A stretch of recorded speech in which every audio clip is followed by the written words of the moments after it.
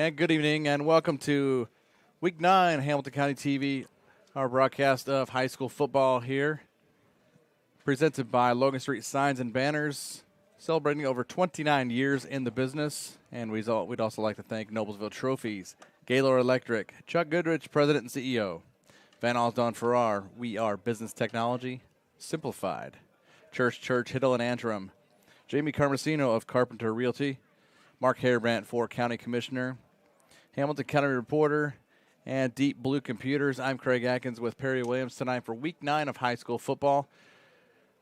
Hoosier Crossroads Conference action, Avon visiting Noblesville, and we've got our fall weather, and some people wish for this. I mean, I'm kind of glad to be up here in the booth because that wind's blowing pretty good out there. Yeah, wind's blowing. It's been blowing the past few nights here in Hamilton County, and it's we finally got a little bit of rain the other day. I think it was Wednesday.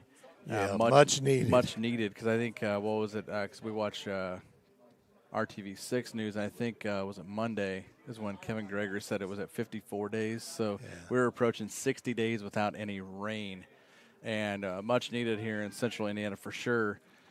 Elsewhere in action tonight, Brownsburg was going to be at Hamilton Southeastern, but they had to cancel that game because of COVID-19 with Hamilton Southeastern. Fishers is at Zionsville, and Franklin Central is at Westfield. So obviously all Westfield has to do is beat Franklin Central tonight, and they will be the outright Hoosier Crossroads Conference champions. Tall task for the Flashes tonight to get a road win. And Hamilton Heights playing for a Hoosier Conference championship tonight at Husky Stadium against West Lafayette, who had their number earlier in the year, 49-14 over Heights. West Lafayette, always a good team. Carmel is at home against Lawrence Central. It's odd to see the Bears at 0-8, 0-6 in the MIC, for sure. Guerin Catholic hosting Culver Academy. Sheridan is heading over to Flora, north of Lafayette, to face Carroll tonight. And let's see, the biggest game in the state, and one of the bigger games in the country, is 5A number 1 Cathedral is heading down to Greenwood to face Center Grove, 6A number 1. And both teams ranked nationally, getting all the attention this week. And ought to be interesting to see what happens down there, Perry. Oh, absolutely, because that's going to be a good football game. But, I really hate to see it in the final game of the year here, and I know why. It's because of COVID. And they both needed games, but, man, both coaches have to be a little worried about getting an injury or something like that in tonight's ball game. But it's going to be a great one because I'm sure Coach Moore and Coach Peoples are not going to – they only know one way, and that's to win football games and win it outright. And last week I watched Center Grove play Lawrence North, and I thought, man, that first half Lawrence North had their number. And then, man, Coach Moore must have given a heck of a speech at halftime.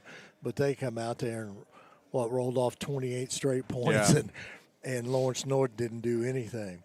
Well, Craig, the one thing about it, we're about to get ready to get started here, but the amazing thing to me, if you'd have told me back at the start of the season, back in August, the late August, that we would, when we played game 1, that we would be in Week 9 tonight, I didn't think it would happen. It's hats off to all the schools and everything, and administration and the kids themselves for the sacrifice, because pretty well now we have one tonight. Southeastern had a COVID case, so they're in 14-day quarantine, so the whole team. And they were supposed to play Brownsburg, which would have decided who would have finished second in the conference. So both of them are 5-1 in the conference, and Southeastern 6-2, and Brownsburg 7-1. Their only loss to Westfield, which was in a shootout, 43-42, that went in overtime, and so pretty equal there on those teams, and Southeastern's done a pretty good job. We're going to pause here and for the national anthem.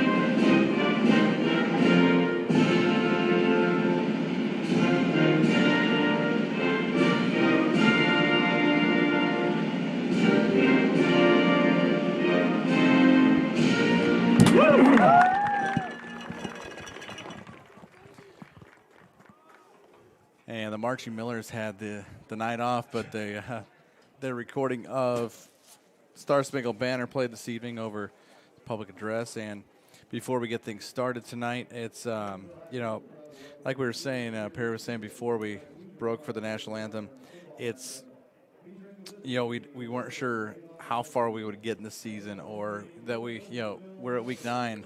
And as the weeks have gone by, the amount of games that are canceled or postponed by COVID-19 they've diminished. They've been, I guess, narrowed down, or they've been smaller numbers by week. And this has even gone into. I just saw a tweet that Kyle Nedrit from the Star. Of course, he's down at Center Grove for Cathedral. Of course, Center he Grove. is. He's got the biggest game in the state. Yeah. But he all he said was "ugh," as Hammond Clark is having to bow out of the girls' soccer regional. I believe it's 2A regional, so that automatically means Northwood girls soccer is advancing into the regional championship tomorrow evening and won't have to play a semifinal match. Which is big.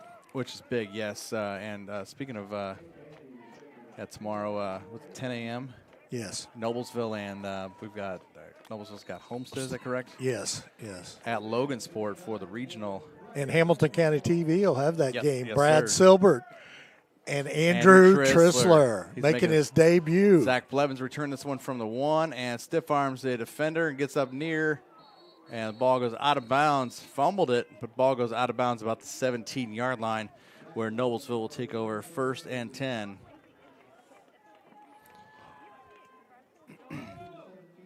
The one thing about it, Craig, is it's a struggle we've had all season long, but the one thing we need to score some points, because this is a high Avon is a high octane offense, and they got a quarterback that's thrown over 6,000 yards in his career at Avon, and he's got all 3 of his receivers back. Yeah, he followed right behind the footsteps of Brandon Peters, who he's had some D1 time. Hand off. Trying to go outside the tackles on 1st down. Old Montarsi picked up a yard.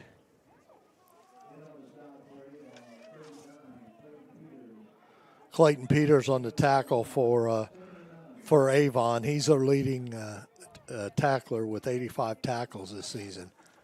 He's an excellent defensive player at linebacker. They have really good linebackers in Shockley and Jones and Peters. So Minerding keeps it himself this time. Hook it across the 20. Picks up maybe to the 22. They'll give him a 4-yard pickup.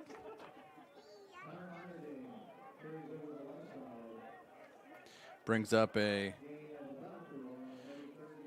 3rd down and 5 up at the 23-yard line, 22-yard line. Check that.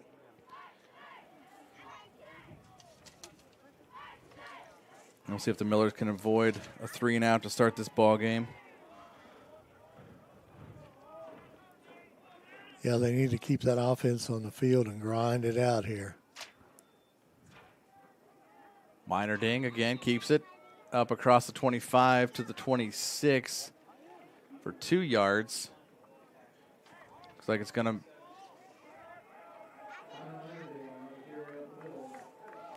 Fincher on the tackle for Avon. He's Blake Fincher. He's a sophomore. Brings up a 4th and 1. They'll give it.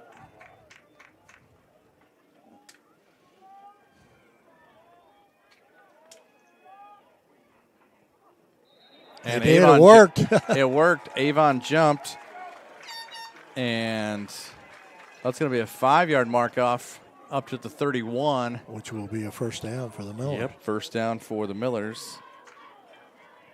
Craig, I think that's a big deal, this 1st down, this first down here. Especially when, a team that punts, so many times. I mean, yes, it's a great accolade for Graydon Addison to be named the Blue-Gray All-American game as a punter, but not something necessarily that you want to, make it your forte. As first down here. Handoff is to Trey. Nope. It's so hard to tell who gets that handoff. Yeah, it's really tough in this. Tackle Josh Jones for Avon. Zach Blevins in there for the carry for Noblesville.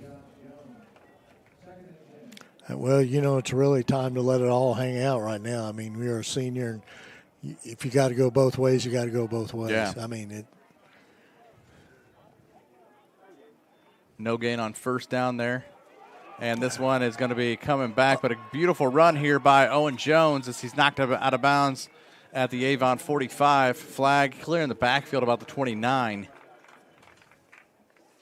Also one up here at midfield. Saw one fly. And unfortunately, after a beautiful run, this one's going to come back. Mitchell on the tackle for knocking him out of bounds for Avon here.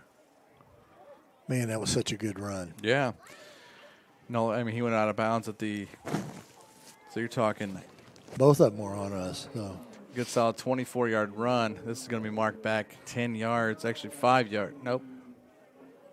12 yards. Spot foul. Back to the 19-yard line.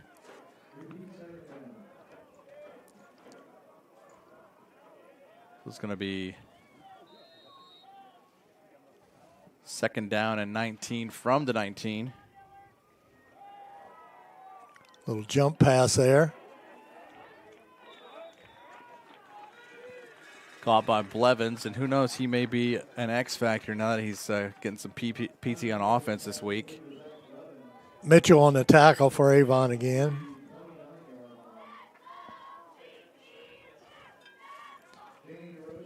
Picked up 10 yards on Minor Ding's first toss of the night.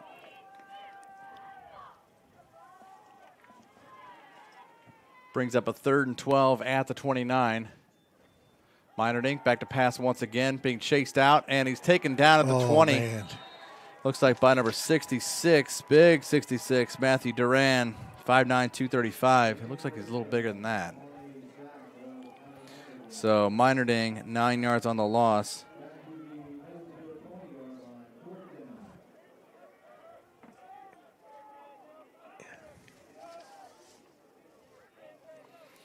So Graydon Addison back to punt.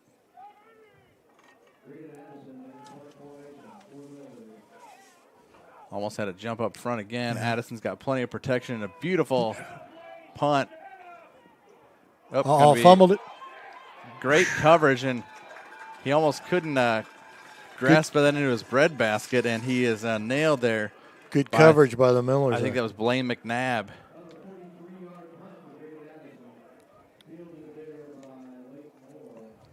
I think it was Walker, 19, wasn't it?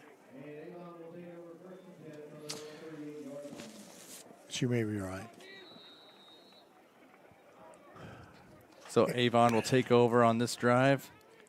Henry Hessen is a quarterback for Avon. He gets good protection up front with these, this line that they have. First pass complete, and out of bounds goes his receiver. That's number 13. Wallace Stovall. Stovall's the leading pass catcher for Avon. He had 46 catches, 823 yards so far. Yeah, he's got only 10 touchdowns. That's not too shabby. Yeah. Hands this ball off, and here comes McCray. McCray on the ground. Nice move. Still moving, and now gets inside the 20. Actually, they're going to mark him out of bounds, it looks like. Oh, no, maybe. They're going to mark him down. Yeah, it looks like the referee is going to confer with the side judge here. Yeah, I think you're right. Or is this? But yeah, this looks like it's going to come back.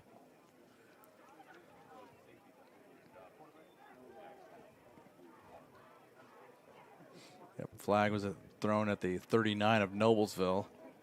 Good run by McCray to start, but holding. Good save on. actually holding on each side. Going to be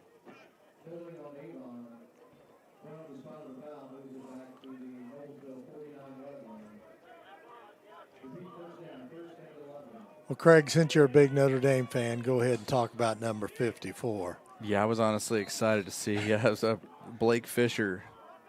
He's a little kid. 6'6", 350. He'll be heading up to South Bend next fall to play for the Irish. And my goodness. Right there. Hit the hands of Wallace Stovall, incomplete. Very unusual for Stovall to miss a pass like that. Brings up 2nd and 11 at the 49. Tolliver covering on that pass.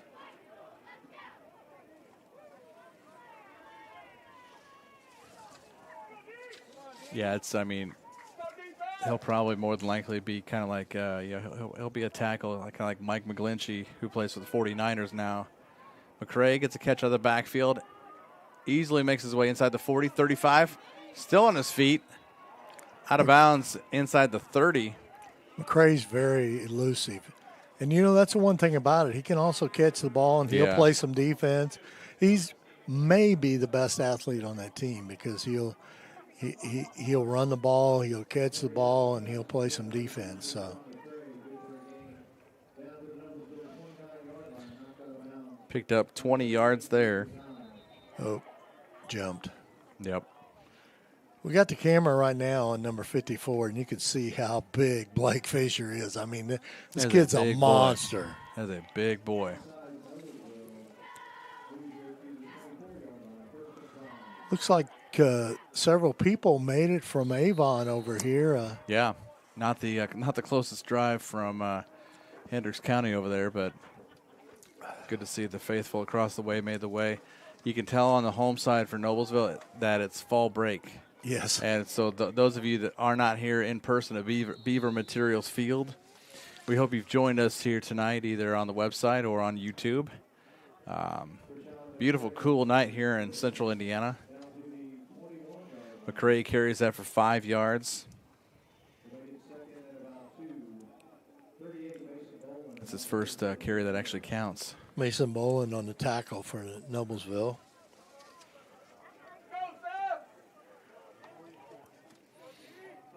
Second and 2 at the 21.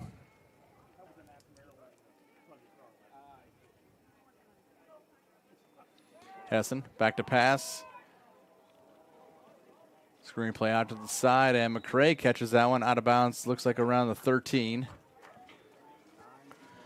It seems like, I've seen Avon play a couple weeks ago, and they're really going to McCray right now. So, of course, he's awful quick. He's a very quick back. If you find that weakness on a defense, or if you find something's going to work, you're going to go to it and stay with it.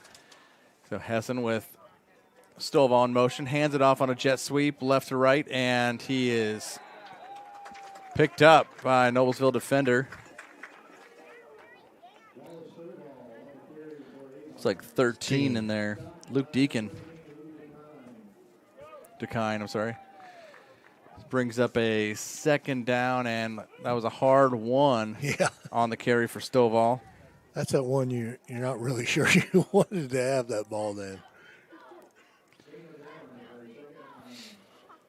2nd and 9 at the 12 of Noblesville. They can still get a first down without scoring. Hessen goes, and this is going to be inside the 5, down to close to the 1. Caught by Stovall. Looks like they'll give him 11 yards, actually 10 yards.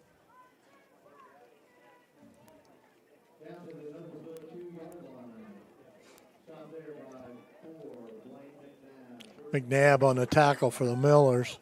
So already 4 passing first downs for Hessen and the Orioles. 5:22 and counting. First and goal at the 2. This one is a pitch to Kershawn McCray, and he's knocked back for a loss. Great job right there by Sloan on the loss. Jackson Sloan on the tackle.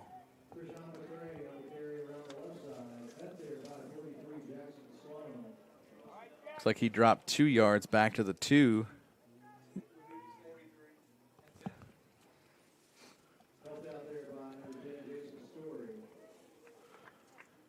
Brings up 2nd and goal at the 4.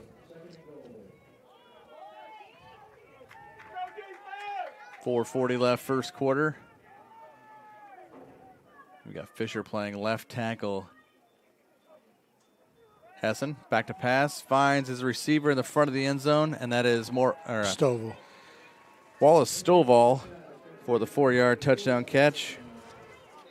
You know, the one thing about it is Hessen's a great quarterback, but he really, really gets a lot of protection here. I mean, that offensive line does a great job protecting him.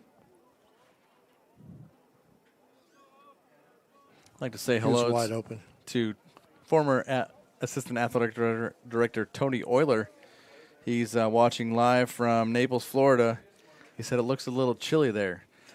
Tony, I think it's going to get down to roughly 35 degrees tonight in Noblesville. Hopefully you and Marita have put your plans inside.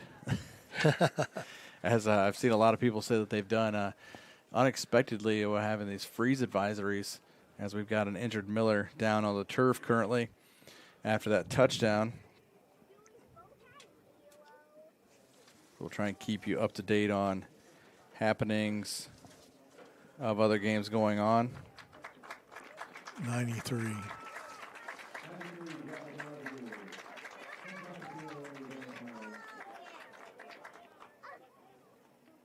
like Carmel's on the board first, 7-0, 5:46 left, first quarter. Sheridan up 6-0 at Carroll. Extra point was no good after Hovey with another touchdown on the season. North Central, Ben Davis game. North Central ran the opening kickoff back, and they're up over Ben Davis. And update from Kurt Ogden up at the Husky Stadium. West Lafayette scores on their first possession with 8:21 left first quarter. 6-0 as they missed the extra point as well, so it's running through the area. Missed extra points, and this one was good here. It's 7-0 Avon, 4:28 left first quarter of play. Let's thank one of our sponsors. Celebrating over 29 years, Logan Street Signs and Banners specialize in that last-minute signage and banners, serving Noblesville and Hamilton County since 1992. You can contact them at 317-773-7200 or check them out on their website, loganstreetsigns.com. How about Noblesville Trophies? They offer a large range of products, including sports trophies, corporate awards. Noblesville Trophies provides you with that same-day service for those last-minute decisions. Contact them at 317-773-7391 or check them out on their website, noblesvilletrophies.com.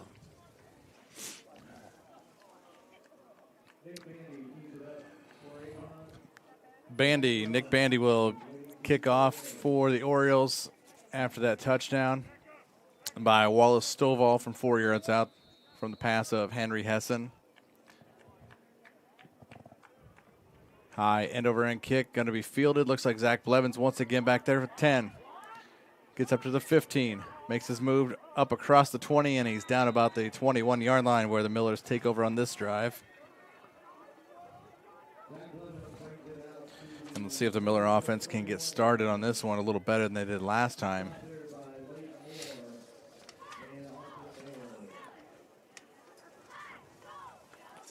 One thing about it on that last drive, that Menarding had that nice run, but it was called back. Yep. But they did get a first down in that first series by a penalty. But nonetheless, they got one. Menarding under center.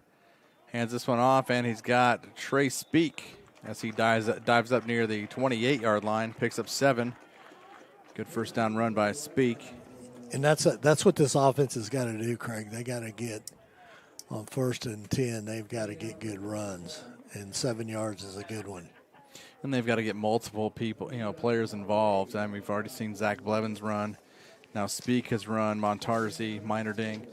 You look to see Jones and possibly anyone else who can contribute, just to kind of throw off the. The one thing, Jones can break a big one. He can break a long run. Yeah, we saw him. I believe it was against Southeastern a couple weeks ago. Bust a 91-yarder. Could have been a 96, but he was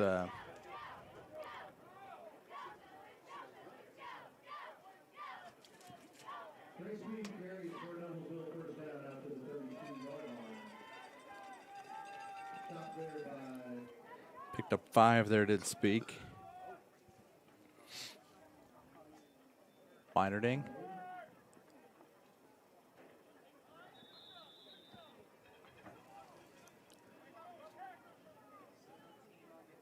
Montarzi carries the ball up to look like the 33 for 1. Hoffman on the tackle for, wait a minute, I'm sorry, wrong side. Josh Jones on the tackle for Avon. My mistake. Number 40.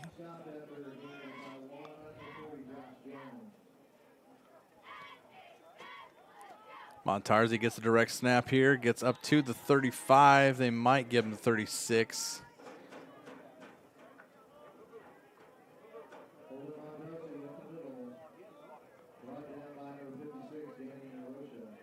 Narosha on the tackle, number 56 for Avon.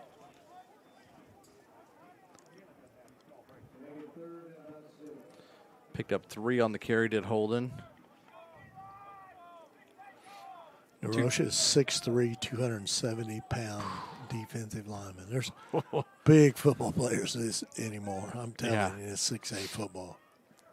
2 minutes left, third quarter. This one's going to be for a first down on the carry by Zach Blevins up to the 44. Picked up 8, did Blevins.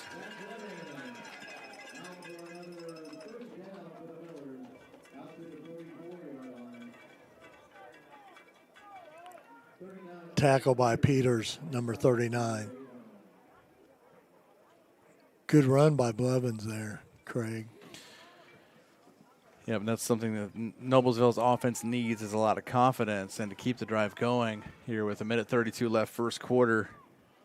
Avon up 7-0. Noblesville's got to keep Avon's offense off the field. Trey Speak gets the handoff. He's across midfield and gets pushed by his line. That was a big push there by offensive lineman Aaron Williams, 69, to help Speak get up to the 47 of Avon. So it's 9-yard pickup on first down there for Blake Fincher on the tackle. Makes it a 2nd and 1. You do things like that, it's much more manageable. Yeah, that's what you got to do. You got to get a big run that first one. Tony asked if after the game we could go to his house and cover up their tomatoes. Yeah, tell him to count on it, man. You got it. Speak on the carry once again. Enough for a first down as his forward progress gets him down to the 43, picks up 4. It looks like Speak may be a go-to ball carrier as he's finding his way through the holes tonight. 35 seconds left here, first quarter play. This may, in fact, be the final play of the first quarter. The Huskies are down 20-0 against West Lafayette. That was quick. The Greyhounds are up 21-0 at the end of the first quarter. Figured that would be the case against Lawrence Central. They're struggling. Hand off to Montarzi. Tries to get to the 40. He might have gotten a yard to the 42, and that'll be the final play of the first quarter. So through one quarter of play, it's Avon 7, Noblesville 0. Westfield, Mason Penning took the opening kickoff 97 yards for a Rocks touchdown, and the Rocks lead 7-0. Oh, wow. And another one on the cancellation list tonight. Chittard was going down to Bloomington South to play, and that was to be played at Edgewood on the red turf. That has been canceled. Per Bishop Chittard Athletics, they say unfortunately tonight's game is canceled because of health issues with Bloomington South's squad. So unfortunately, and obviously, Bloomington South being 5A, most of 5A has the week off next week as well as 6A does. But Chittard wouldn't mind, they wouldn't mind playing a game tonight because they have an opening round game next week at Husky Stadium against Hamilton Heights. So you wouldn't mind keeping the mojo and keeping the rhythm going, but can't I bet help they'll be with, okay, though. I think they'll be okay. It's Bishop Chittard. Rock score again with 6:09 left in the first quarter, and they're up 14-0 on a Maximum Webster 11-yard run. Sullivan kicks the extra point. 2nd and 7 for the Millers now they're showing the 41 of Avon. Handoff. Looks like Speak gets this one, finds a way up the middle across the 40. Looks like forward progress might be down to the 37. Speak's able to find some yards, and they may want to stick with him.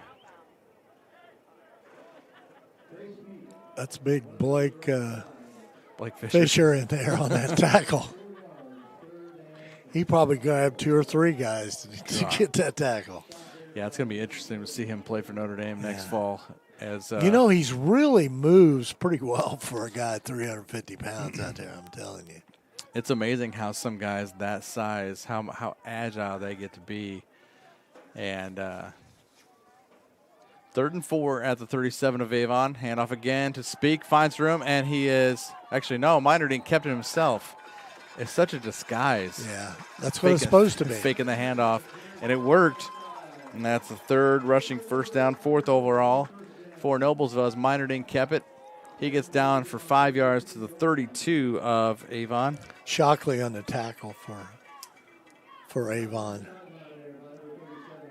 This drive looks pretty good for the Millers right now. As long as they can just sustain it and, like we say, keep Avon's offense off the field as much as possible, this gives Noblesville obviously that much more opportunity to put points on the board. And here's the unorthodox stance as Montarzi looks like he may – nope. And Meinerding pitches the ball. Zach Blevins has it, and he's upended at the 30. Wonderful tackle by number 15, Carmelo Mitchell for Avon. That was a great tackle out there. Looks like they'll mark that at the 29 for a... Carroll leads Sheridan 13-6 with 1:53 left in the first quarter.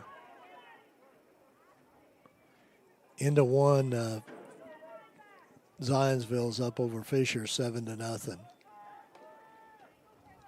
Oh, night. Handoff up the middle.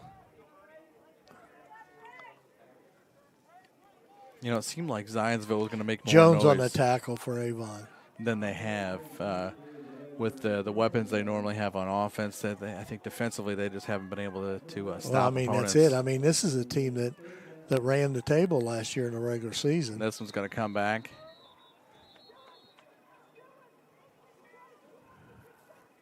Now, they only had 5 guys returning on the defensive side.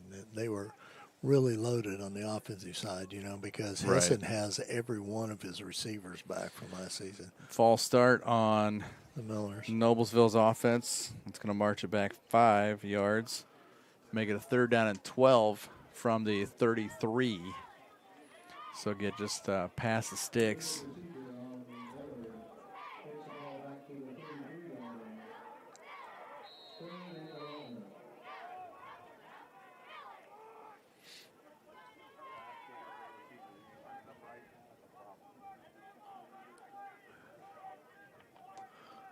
Webster finds Peening again for this time 67-yard touchdown pass. Rocks are up 21-0 with 1:24 left to go in the Meinerding, right through the hands of Trey Speak on a slant, actually a little post pattern, and incomplete, makes it 4th and 11.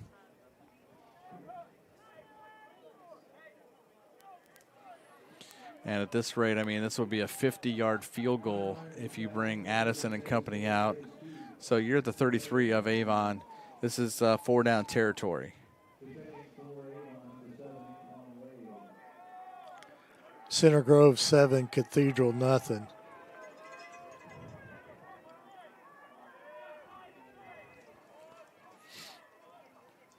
Meinerding back in the pocket to pass. This one's deflected. It's going to be picked off. Oh, no. Looks like that's by number 39 of Avon, and he is off to the races and will not be stopped. And runs this one back to the house. Peters, Clayton Peters. 5'10", 210-pound linebacker.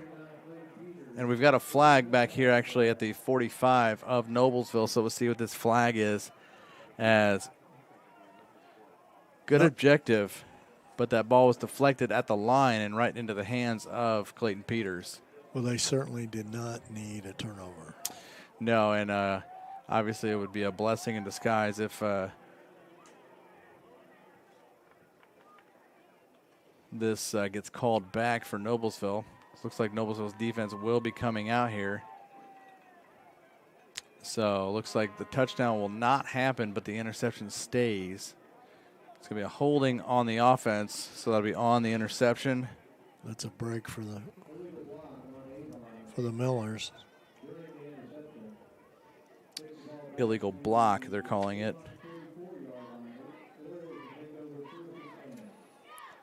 So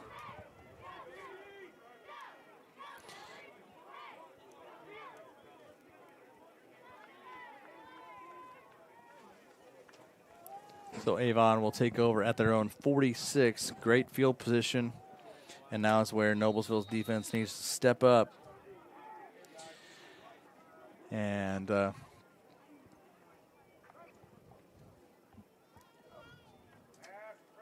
screen pass to Stovall out here to the right across the 50, 45, 40, 35, 30. And Blevins takes him down, but he's still on his feet actually and won't go down. Ball goes out of bounds with him. And wow. Here's the replay on that little toss out to the side to Stovall. Does a great job. Blevins, he gets away from him. We've got another flag on the play, so it looks like this play is going to come back. And we've got a break in the action. Just got a text from Kelly. Ava's heading to bed. It's bedtime at the Atkins house for her. It's 7:30. And Ava, got to go to sleep and got a big Saturday tomorrow. Daddy loves you. I'll see you in the morning, okay? So we've got a holding on the offense.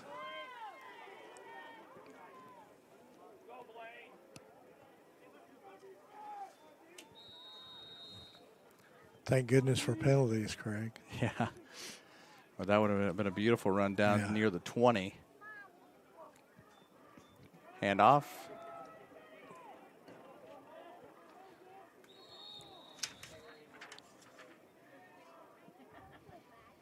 A host of Millers in there on that pile there.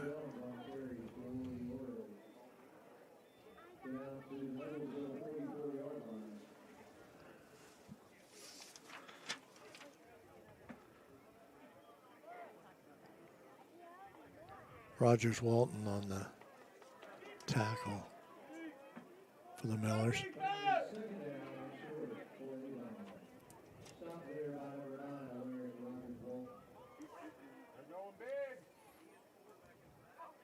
Hessen. Stovall. Finds Stovall once again.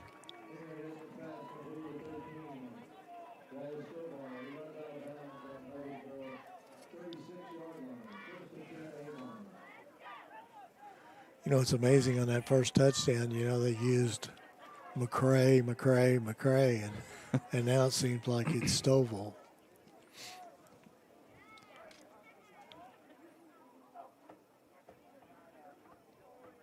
.747 and counting as Stovall went out of bounds on that play. Jones is in there as the running back for Avon. Jaden Jones, just a sophomore, 5'6", 155, and the screen pass out here. Stovall again. Actually, ball on the turf, and Noblesville has recovered. And those were fresh hands out there. I think that catch was made by 15, Carmelo Mitchell. Yeah, he's been on the defensive side. Let's see what happens here on this replay. Catches the ball. Actually, that was on number 11. And gets stripped. Yeah. Joe Hall caught that pass. Got down to the 29. Looked like McNabb stripped the football. So Millers get a break here. So they'll get the football at their own 30 on this drive.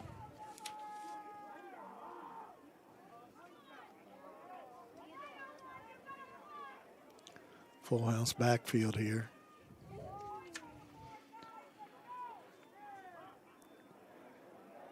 Jump pass. It's going to be Owen back. Jones, and it's going to be called back. Illegal procedure. Too many big plays called back. Yeah, on both sides.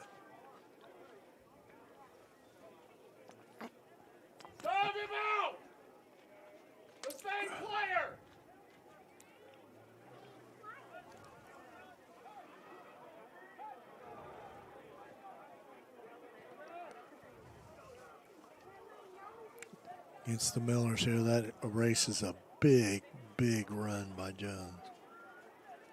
Been a few big plays called back already tonight. Yeah. One for a touchdown. Yeah. Yeah, one was that interception. Went quite a ways from Clayton Peters. Doesn't look like it's going to be much of a football game at Carmel tonight. Carmel 28, Lawrence 0, and they're just starting the second quarter. Might see the Carmel JV by early third quarter and full second half. The Rocks are up 21-0 Franklin Central. So Westfield well on their way, it looks like, to an outright Hoosier Crossroads Conference championship. It looks like we're going to have a timeout on the field. Coach Sharp looks frustrated. He'll burn his first. Well, let's thank one of our sponsors, Gaylord Electric. Chuck Goodrich, President and CEO. Gaylord Electric is the highest performing national contractor of excellence. Since 1984, Gaylord Electric success continues to be built upon a cornerstone of reliable resources, reliable outcomes, and reliable insights fueled by our genuine care for our people. Gaylord Electric, along with Chuck Goodrich, President and CEO, are proud sponsors of Hamilton County sports. And we certainly appreciate Gaylord being a sponsor this season. Absolutely, and can't thank enough all of our sponsors for making all this possible on Hamilton County TV. Big 1st and 15 now after that false start.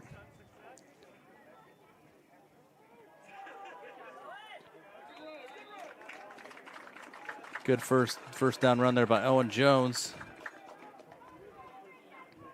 So he gets up to the 35. Picked up 10, making it 2nd and 5.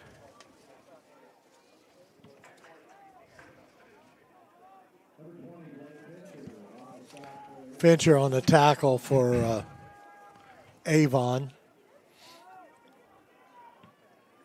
Just under 7 minutes left till half. Speak. Still grinding there. Going to be a little short.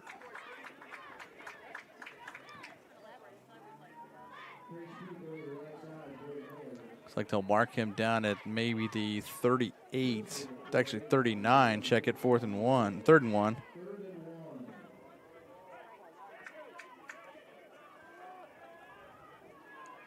6 carries, 34 yards for Speak already. Minor Dang trying to look at the wristband, maybe get Avon to the jump offside again.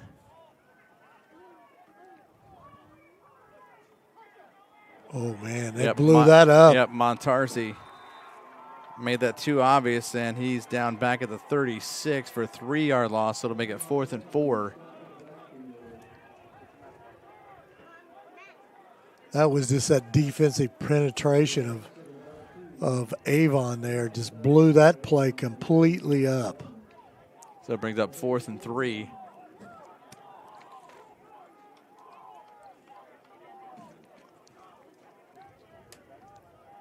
And Graydon Addison and company will come out to punt. This one, another booming punt. It's going to be caught at the 14. And a couple three shoestring tackle misses as Jackson Sloan finally gets Carmelo Marshall. Carmelo Mitchell, and brings him down at the 33, where the Orioles start this drive. A nice punt by Braden Addison inside that magical 20-yard line that he always shoots for. Yeah, it's one of those stats for punters. It's huge anymore. Yep. What's your long punt? Now, how many inside the 20? Yeah. So 1st and 10 Orioles. 5:22 left, first half of play. Hessen back to pass again. This one complete to Carmelo Mitchell. Finds his way up to the 40. He'll be down about the 43-yard line. Picks up 10 for the first down.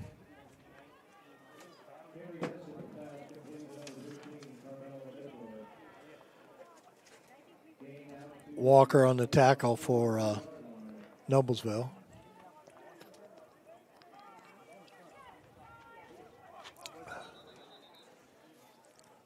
And timeout again or what? Oh, first down. That's right. Chains didn't move. The chains didn't move. We knew that, didn't we, Craig?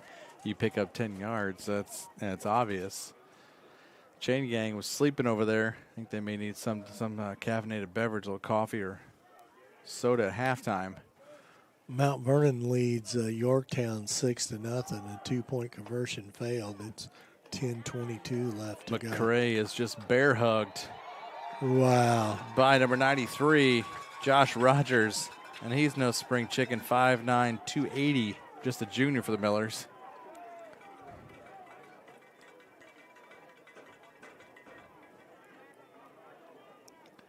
Greyhounds are up 35-0 early in the second quarter.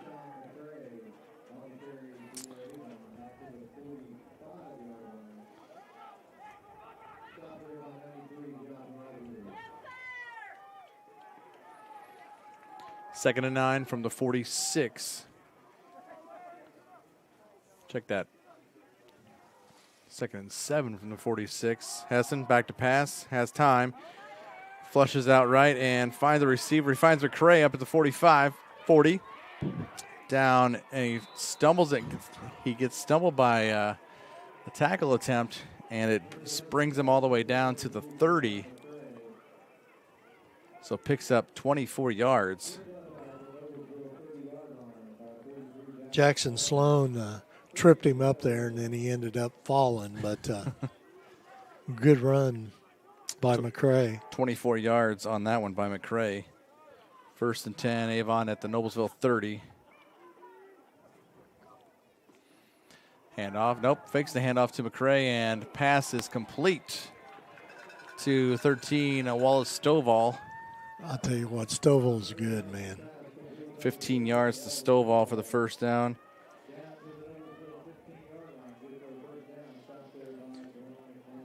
They have 8 first downs by the passing variety, just, I believe, 1. Uh-oh.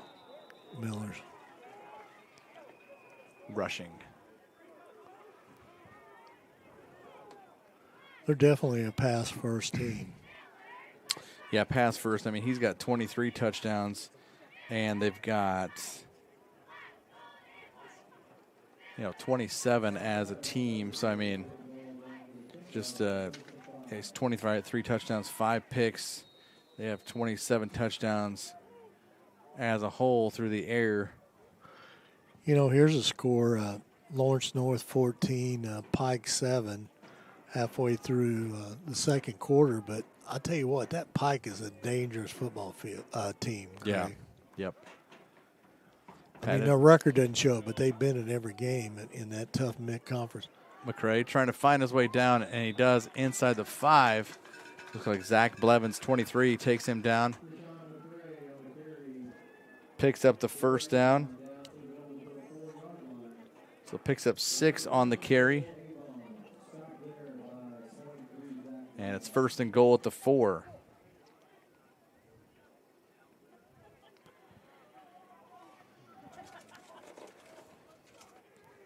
.240 and counting left, first half of play. McCray. Uh-oh. Check that. Yeah, so McCray I don't think he's going to make that turn. going east, and he's going to lose yardage. Yeah. Actually, they might give him back to the line of scrimmage at the. And they got the football. Noblesville. McCray fumbles.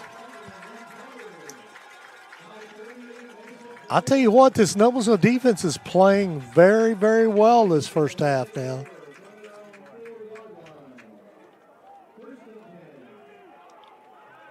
So McCray fumbles at the 4, recovered by 38 Mason Bolin. I'll tell you one thing that we've learned over the years, Craig, is an Adam Metzler defense, man. They'll come and fight you to the bitter end. Absolutely, and 2:25 left on the first half clock, and it's obviously something that Nobles is going to have to act quick and do something down inside their own 5, and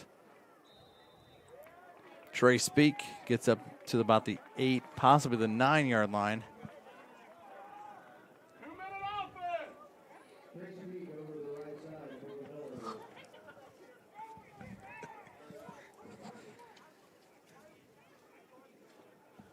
Picks up 5. 2nd and 5 on the 9. Millers need a big breakaway run here.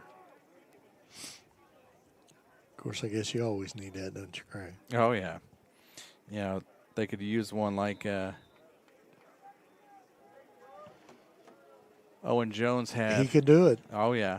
And this is about the area or yardage where he busted one out for 91 yards. So we need to call that play. Against Franklin Central, yeah. Just get a play where he busted outside the tackles, and that'll get Jones the room he needs. Just needs to beat the defensive backs deep.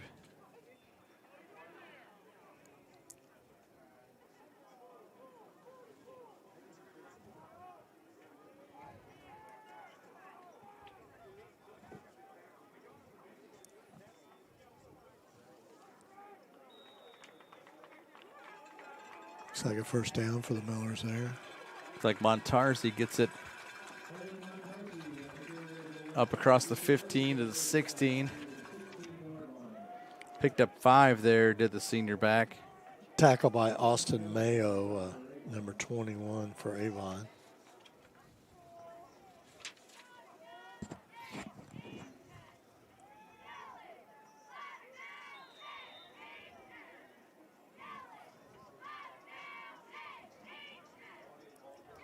Like that was Owen Jones this time.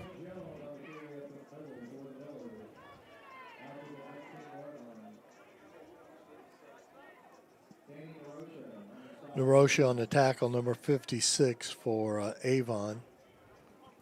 Jones picked up 3 on the carry. 16 seconds left, and this should be the final play of the first half.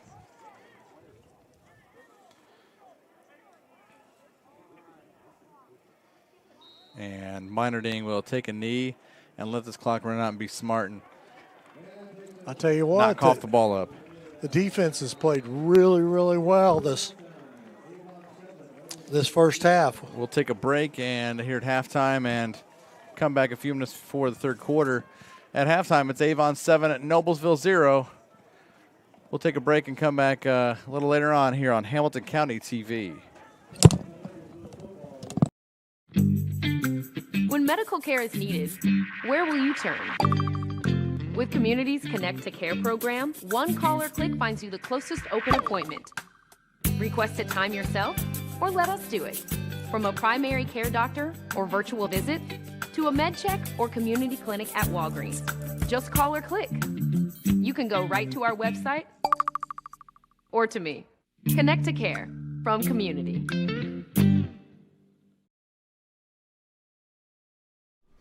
For the past several months, I've been my kids' everything.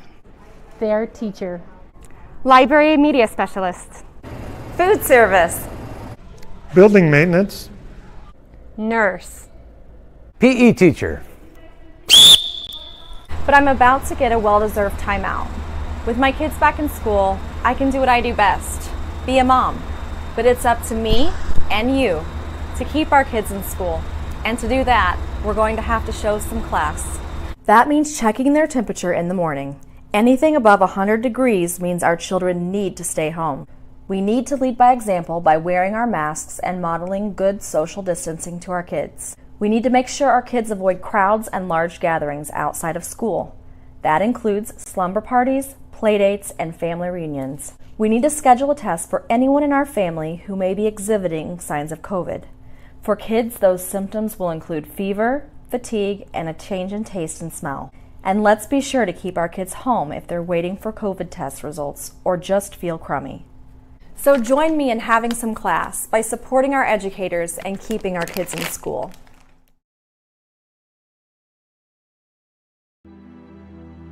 Superheroes come in all shapes and sizes. They don't always meet in an underground fortress. Sometimes they meet in places that appear to be very ordinary to most people. But inside, there are heroes in training. Some are smart, strong,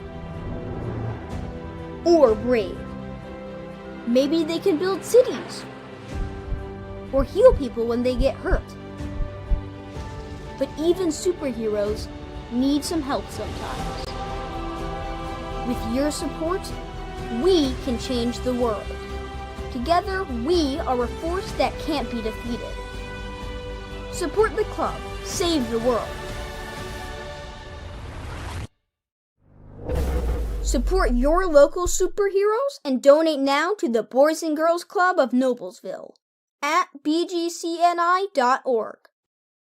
Are you tired of watching your favorite IHSAA broadcasts on your small mobile device? You can now watch them on your TV with new apps for Apple TV, Android TV, Amazon Fire, and Roku. Brought to you by the IHSAA and Blue Frame Technology. You know, when Margaret and I decided to sell the old estate here, we had only one choice in signage.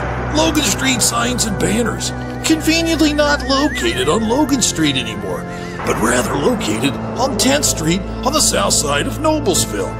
Well, we sold the old beauty, and we were able to buy this wonderful estate. And we had so much money left over, I was able to buy this beautiful 1968 Eldorado Cadillac for Margaret. Only 472,000 miles. Margaret loves it because it's got those big seats and that heavy-duty suspension to support her svelte frame. Next time you're looking for signs or banners, call old Jim at Logan Street Signs and Banners, 773-7200. Conveniently not located on Logan Street anymore. Can I help you?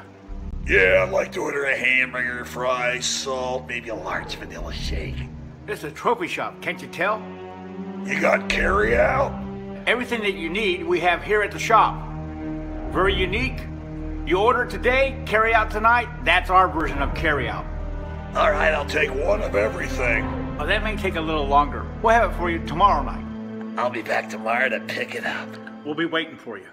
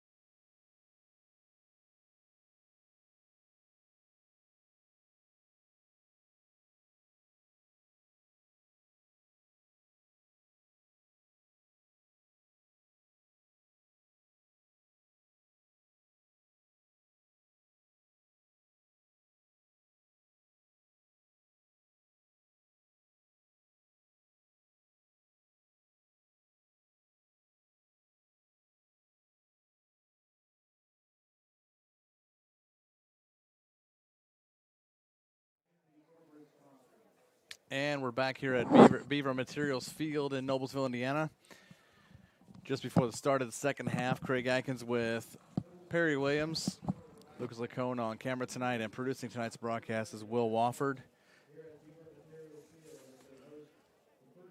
Let's thank one of our sponsors, Church, Hiddle, and Anthem, attorneys of law. Since the establishment of Church, Hiddle, and Anthem in 1880, our neighbors, community leaders, businesses, and school districts have placed their trust in us to solve the most challenging legal issues. We have a rich history of helping our clients when they need it the most.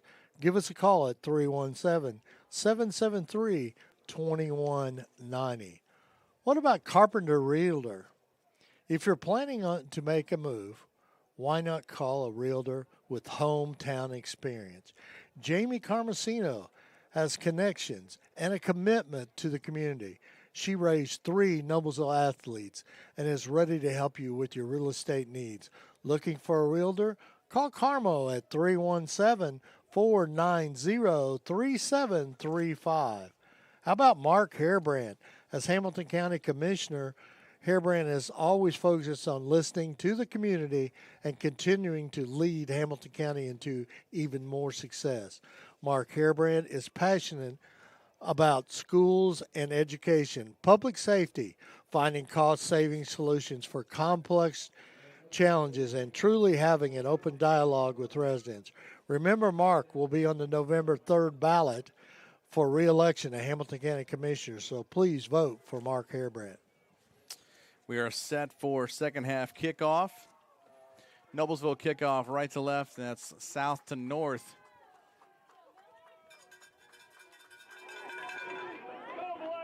As it's Avon 7, Noblesville 0 as we start the third quarter of play. Glad you've joined us tonight here for week 9 of high school football action on Hamilton County TV. Next week for football sectional, first round of sectional, will be Bishop Chatard going to Husky Stadium to face Hamilton Heights next week in 3A sectional 28. And this one at the goal line, fielded by, I think that's Wallace Stovall. And actually, I'm sorry, that's Carmelo Mitchell. There's going to be a flag back at the 15, so this one's not going to go too far too fast. Craig, that'll be our first trip to Hamilton Heights this year for 3A football playoffs. Yeah, we've been doing 6A football all season long. So it'll be good to go see our fans up there at Hamilton Heights next weekend. West Lafayette, by the way, West Lafayette's leading at the half over Hamilton Heights 33-0 on that conference championship up there. So it's going to be a hold on Avon on the kickoff return. The Greyhounds at the half are ahead of Lawrence Central 42-0. Yep, they'll bring out the running clock in the second half at Greyhound Stadium. And this ball is going to this drive's going to start back at the 8 on that off that penalty. First and 10 at the 8, and going 5 wide is Hessen and company. Screen pass out to the left, and it's going to be caught by number 11, Joe Hall. At the half at Westfield leads Franklin Central 34-0 at the half.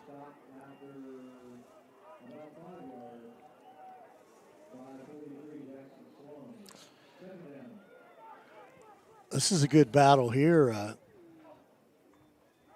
Oh, yeah. Big defensive play as Stovall catches that. Blaine McNabb and Jackson Sloan converge around the 19. Picked up 5, but nonetheless, first down for the Orioles, but tough doing to get it. I think you were looking at, was it Tipton and Central Catholic? Yeah, and also Ron Colley and East Central, 13-6 at the half. I figured that one down at East Central would be a dogfight back and forth, and it looks like it is. Jones in motion. Hessen going across the middle, finds Wallace Stovall, 50, 45, 40, makes a move, and Blevins will take him down at about the 34-yard line. 47 yards on the pass play there. Guerin Catholic leads Culver at the half, 17-0. So now it's 1st and 10 at the 34-yard line of Noblesville for Avon. They're driving here as it's all through the air so far this drive.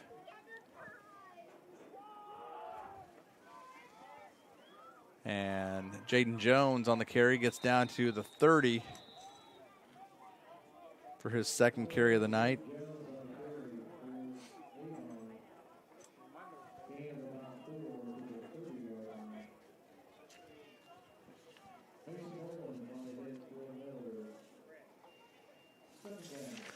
Bolin on the tackle for the Millers.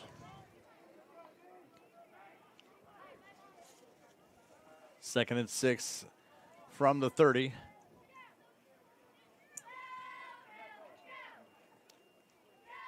It's like McCray in the pistol with Hessen. And spin move. Hessen has time. He's being chased now. Boland. And he'll chuck it to the end zone and touchdown. Easy does it for Stovall for 30 yards out. Flag on the play here. And this one back here, a flag at the 35. So another big play could be coming back. Maybe a block in the back or something. There's got to be something back here because you saw plenty of protection for Henry Hessen. And you wonder if one of these guys is going to get caught with a hold. Now watch here as the replay shows. You're going to see. Right there. Yep, block in the back. 61 pushes Mason Boland 38 right in the back.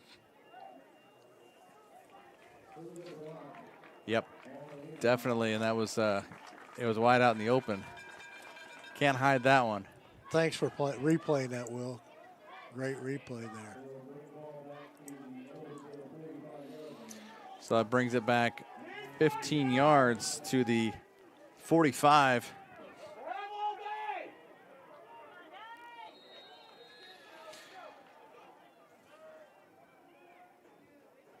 Second and 20 from the 45 of Noblesville. Handoff, Jaden Jones up down inside the 40, gets to about the 37, and he's popped by Mason Boland. Boland's become quite active here in this. Yeah. The second half here. We actually didn't call his name much that first half. Picked up 9 down to the 36. Now Boland's starting to make a name here in the second half. 9 minutes left, third quarter.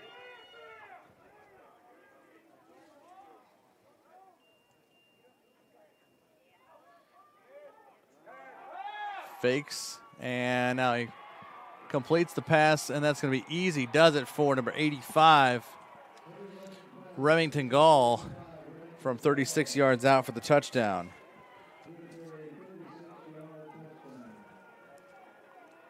Mount Vernon's up 26-0 over Yorktown.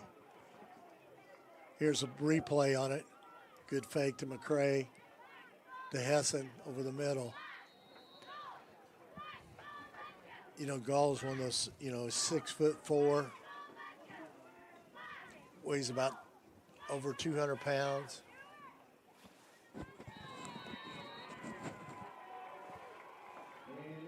Kick is up and good, and that'll make it with 8:44 left, third quarter. Avon 14, Noblesville 0. Van Alsdale and Farrar is a proud sponsor of Hamilton County Television. Van Alsdale and Farrar is a 106-year-old Indiana company specializing in information, communications, print, and business processing. We are a business technology simplified. Check out our website at vanalsdal.com.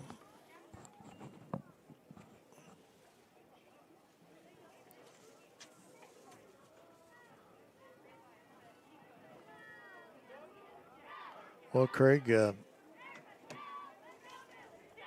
Avon came out here and scored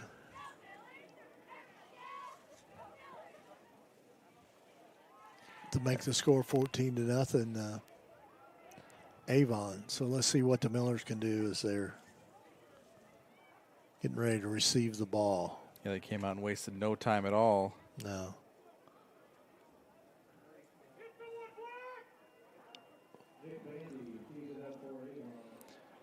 So Nick Bandy going to kick for the Orioles at the 40. Halftime, Lawrence North 17, Pike 7. Yeah, I think Pat Echeverria's got Pike going in the right Oh, direction. yeah, he's going to turn them around. Yep. This ball's kicked out of bounds. Isn't that his alma mater? Didn't he not? I believe he is a Pike grad, if I'm not mistaken. So was Will. It's true. And look what he did tonight. He ordered Chinese food from McCordsville on DoorDash to Noblesville. I think there are a few Chinese restaurants in Noblesville that probably could have delivered. Will, we love you, man. We won't tell anybody, though. Yeah. Yeah, it's our secret, man. Millers have the ball to 35 after the ball was kicked out of bounds by Bandy. 1st and 10.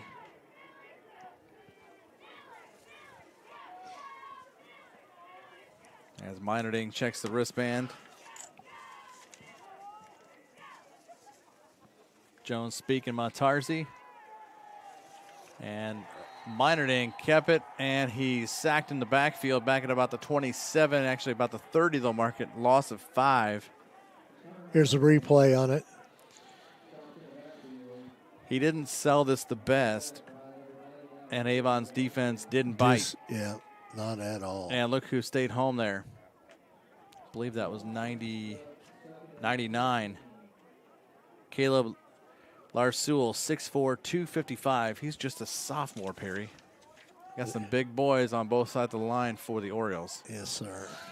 2nd and 15 from their own 30. Meinerding keeps it himself. Gets up across the 30 now. Up to the 33. Picked up a few. Couldn't quite get back to the line of scrimmage yet.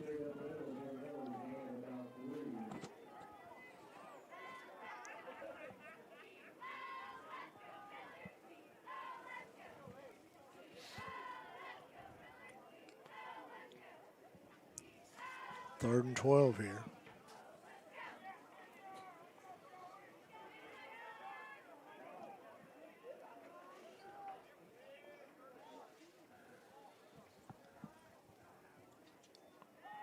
Meinerding has time, back to pass, going, Oh, and pass interference? oh my, no.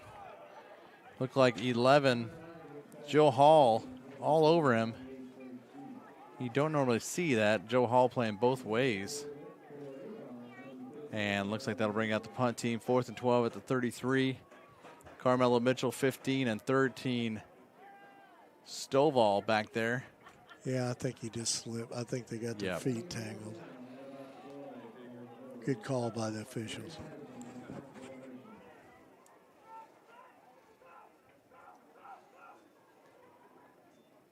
Ooh, Almost blocked, but a booming high punt. Going to be fielded by Mitchell. Back at the 12. Tries to find room.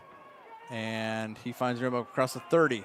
35, He's 40. got blockers out there. 45. And is he gone? He could be gone. And out of bounds he goes at about the 28. But there's a flag once again back at the 30. And looks like that's going to be on the punt return team. Yeah, I would say so. So big plays keeping this game from getting a little more blown open than it could be. Yeah. Because there's definitely been a lot of penalties of big plays called back. Holding on the return team. So we'll see where they spot this. The flag is back at the 30. I'll tell you what, this is kind of a surprise here. On North Central, Ben Davis, you know, I told you North Central ran the opening kickoff, and now Ben Davis at the half is up 35-7. Wow. So Coach Jason Simmons is trying to get his 4th win of the season. They come into that game 3-5. isn't like the Hoosier Crossroads. Yeah, it's nothing but a dogfight in the MIC. I mean, all they do is beat up on each other. Yeah. It's kind of like people say about the Big Ten in basketball and football. They beat up on each other and see who's going to come out on top at the end of the season. And it looks like, obviously, Center Grove coming out on top, and they've won that conference outright. Hessen back to pass as they start this drive clear back at the 20. Since that flag was a holding at the 30. Zionsville's up 14-0 over Fishers at the half.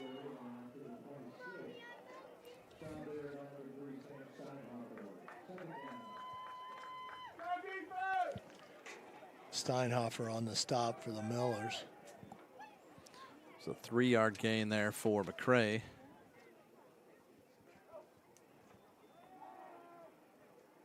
Going long, and oh, wow. They call a flag on that for a pass interference. It looked like the receiver was face guarding. It's probably why they called that a pass interference more than likely. Here we are. Yeah, the cornerback going to get called for this. That's Aiden Walker. Yeah. Yeah, definitely face guarding and playing Mitchell, Carmelo Mitchell, not the ball. And, yeah, if you face guard, it's obviously going to be called a penalty, pass interference on Aiden Walker there, unfortunately. So that makes it a 15-yard penalty up to the 41. Well, in high school football, I don't think that's that bad a thing when you're only penalized 10 yards. You know what I mean? So, I mean, that was what it would be on the 25. Yeah.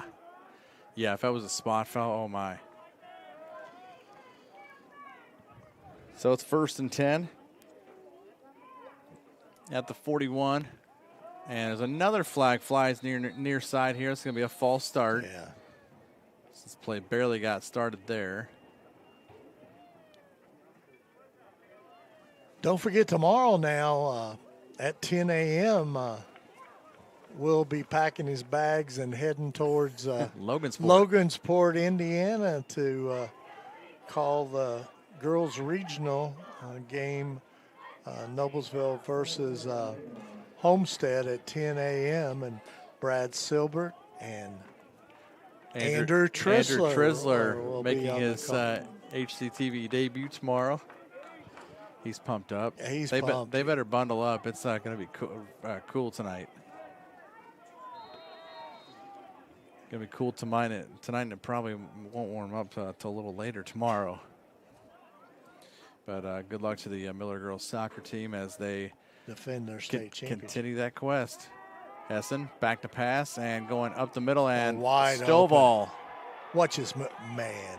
25-20 and into the end zone he goes. Touchdown 64 yards later.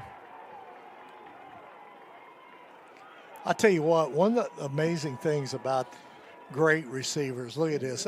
I mean, once he catches the ball, Craig, he looks around to see where his block, see where he can get help, cut back there, and just speed right to the corner. Beats Zach Blevins to the corner there. You know, I haven't seen what kind of collegiate looks that Wallace Stovall's getting, but a kid with that speed. Oh yeah, he's probably got a lot of yak. Yards after the catch, because I mean, you catch a slant or a screen and that kid's gone. I mean, all these receivers they have touchdowns over 70 yards.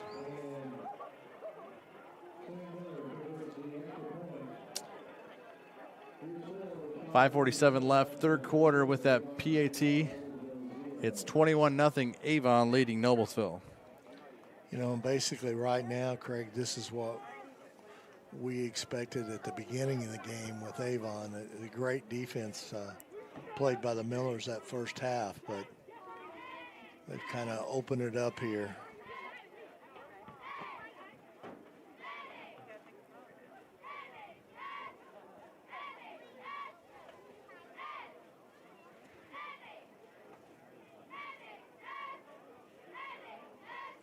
Let's thank one of our sponsors. Celebrating over 29 years, Logan Street Signs and Banners specialize in that last-minute signage and banners, serving Noblesville and Hamilton County since 1992. You can contact them at 317-773-7200. or check them out on their website, LoganStreetSigns.com.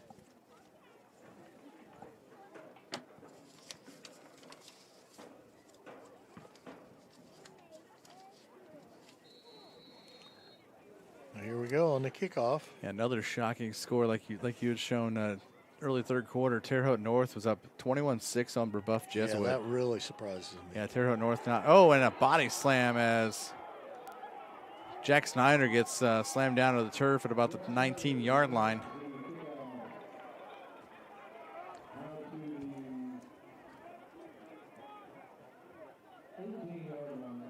So he's brought down at the 18.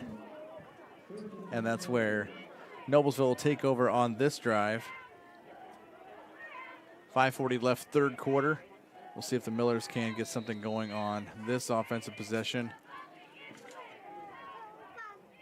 And they don't need to have the biggest sense of urgency. They need to sustain something, but if they can, Montarzi barrels himself across the 20. Picks up about 4 on the play. Shockley on the tackle for Avon.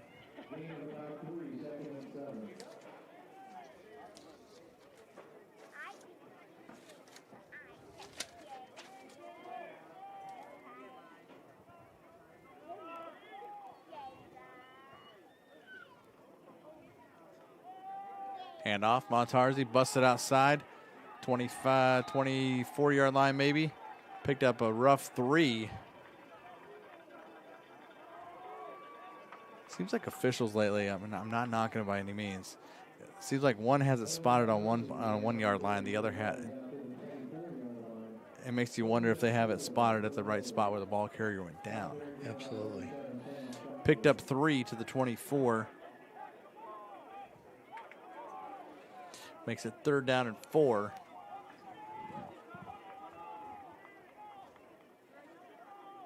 Minerding under center, in motion, Speak. The pitch goes to Owen Jones, busted outside like he does best, and he's taken down. Roughly the 33-yard line, picked up 9. Carmelo Mitchell on the tackle for Avon. 9 yards and a Miller first down there.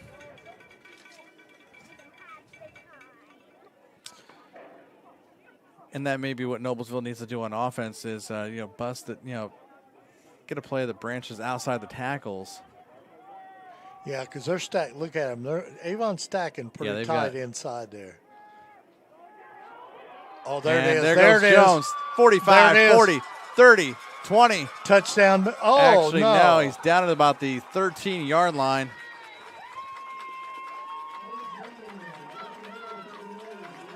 "54 yards on the run for Jones." He just kept squirting through there, and he's off to the races. He had 1 to beat. Yeah. And that was Carmelo Mitchell. And right there was Joe Hall. A couple guys, they're playing both ways tonight. You normally don't see that at the 6A level, but there's so much more personnel. But, now we're talking about playoff time, though, too. I mean, we're getting ready for playoffs. These guys. Montarzi gets the handoff, and he is taken right away for a 2-yard loss.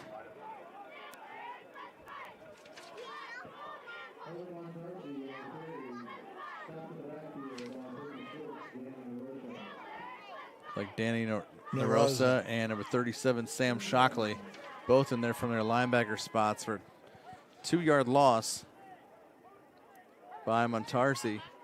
And we're under 3 minutes left, third quarter. Miller's trying to get their first points on the board tonight. Minerding keeps himself up the middle. 10, 5, touchdown, Connor Minerding. Connor Minerding, easy does it from the 15 on a 2nd and 12. And watch the hole the middle of his offensive line makes. And he finds his way with ease into the end zone. Barely touched and went through the grasp of a safety. And 15 yards later for a touchdown. In this drive this time, You know, that offensive line did a great job blocking for the Millers, you know, and that's a young offensive line that a lot of those are sophomores, so they're going to be Millers for a couple more years. Yep, and that's the one thing, you know, and this offense has to have a good line.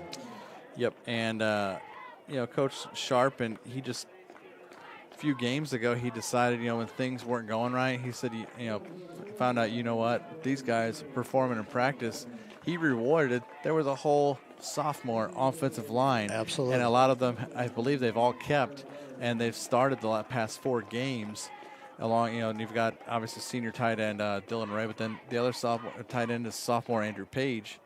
Can't shake a stick. He's 315. Yeah. Gaylord Electric is the highest performing national contractor of excellence since 1984. Gaylord Electric's success continues to be built upon the cornerstone of reliable resources, reliable outcomes, and reliable insights fuel our genuine care for people. Gaylord Electric, along with Chuck Goodrich, President and CEO, are proud sponsors of Hamilton County sports.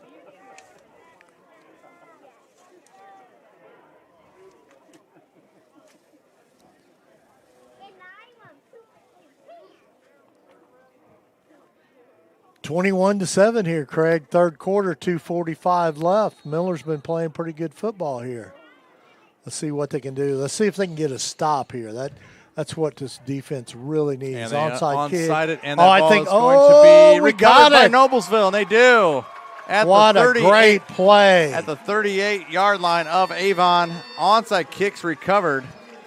Let's get we got the replay here. Yeah, right here. And you've got a crafty kicker in Greg Addison who kind of get that sidestep in your hitch. Great job there. I believe that might have been Jack Snyder, 34, who recovered that. And they'll have the ball. Someone hurt over there. Injured Miller. I'm not sure. I don't think that was Snyder, but Coach Sharp is out there. Yep, he ran out there. He and one of his assistants coming back as training staff is taking care of that player. But great play as Noblesville will have the ball. 1st and 10 at the Avon 38. 2:44 left, third quarter. Still a lot of football left to play. And Noblesville trying to cut into this 21-7 lead as they just scored a few minutes ago to get their first touchdown on the board. And we'll see how they'll respond from this point.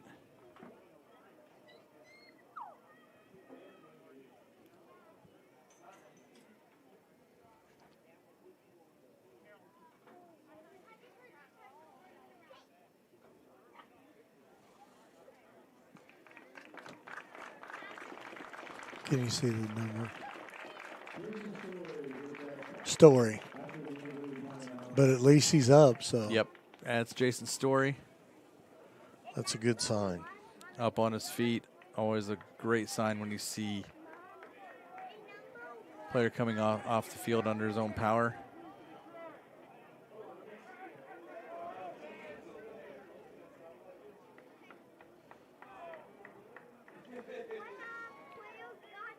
Comes off the field slowly, but trainer's there to help him out. Mount Vernon leads Yorktown 33-0. So I think I'm correct in saying this. If Mount Vernon wins tonight, they win their conference outright, I believe. Yep. That'll be their they'll win the conference outright in Hoosier Heritage, and that conference has been owned lately by New Palestine. I'll tell you what, Mike Kirshner's done a great job over at Mount Vernon. Minor Dink, yes, he sure has. Ben Davis. And it's only going to get better. Oh, absolutely. He's getting players to come there, and a 6-yard pickup there by Minor Ding. Rocks are still up 35-0 over Franklin Central. They got a running clock going there, so 3.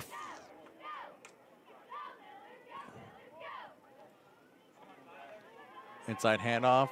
Looks like Owen Jones again. Shoestring tackle by Carmelo Mitchell at the 25 rather. Picked up actually down to the 23 they'll give him.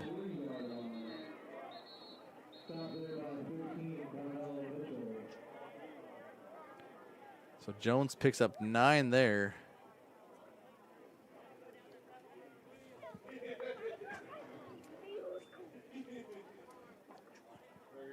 And that is Jones still down there on the turf about the 24-yard line as training and medical staff down there to. Staying pretty busy right now, Craig. Yeah, they sure are, unfortunately. Let's thank one of our sponsors. Since the establishment of Church, Hiddle, and Anthem in 1880, our neighbors, community leaders, businesses, and school districts have placed their trust in us to solve the most challenging legal issues. We have a rich history in helping our clients when they need it the most. Give us a call at 317-773-2190.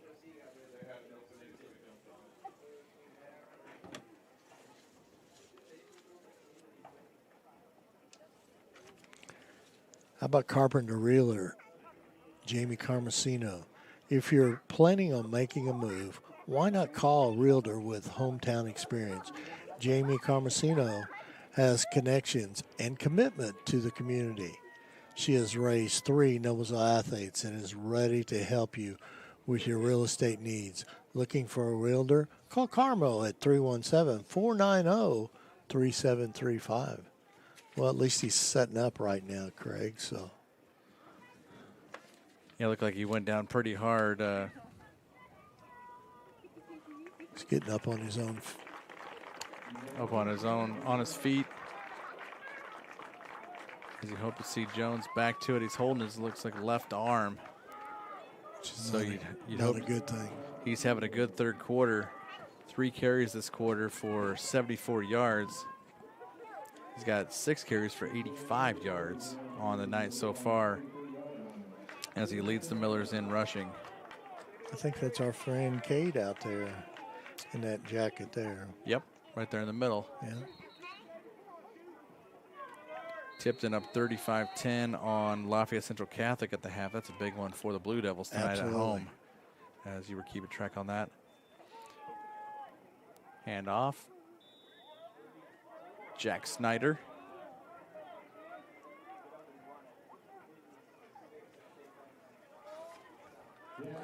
Picks up 3 down to the, check that, 2 yards down to the 21-yard line. Minute 50 and counting, third quarter.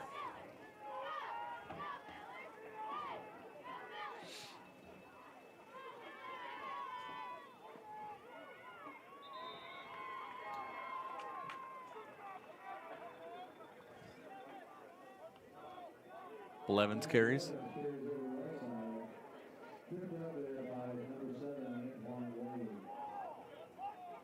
Take the mark with the 19. Wade on the tackle for Avon there. 2-yard pickup by Blevins. 3 carries, 13 yards for the senior. Meinerding keeps it himself this time. Down roughly to the 14-yard line. He's close to a first down. I'll mark him at the 15 for a 5-yard pickup. You know, if the Millers can punch it in here, Craig, we got us a football game. Yep, and it doesn't seem like, I mean, Avon, they had urgency as they scored, a little over 3 minutes. Took them about 3 minutes to score in the early part of this quarter, but they didn't seem too urgent on their second drive.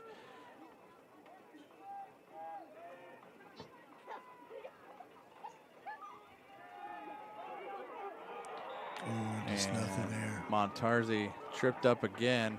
Or check that, Snyder.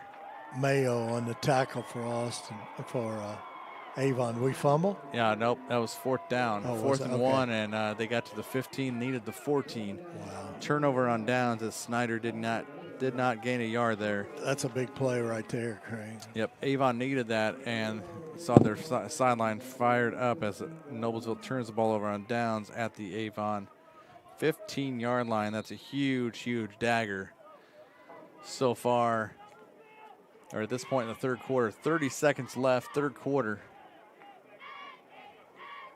And Avon will take over at their own 15-yard line. So tough drive to wind up turning the ball over on downs for Noblesville. Hessen will keep it himself. Slides about the 16. Hessen doesn't really run the ball much, so. all the receivers had to be pretty well. Yeah, looks like he ran 73 times, but only a 2.9 yard average for 210 yards. So not his forte. Yeah, no. This kind of really surprises me. Zionsville leads Fishers 28-0. Wow. Halfway through the third quarter. I thought that Fishers would give them a pretty good ball game. Yeah, that seems like that would be a much more evenly matched game, but Zionsville running away with that one.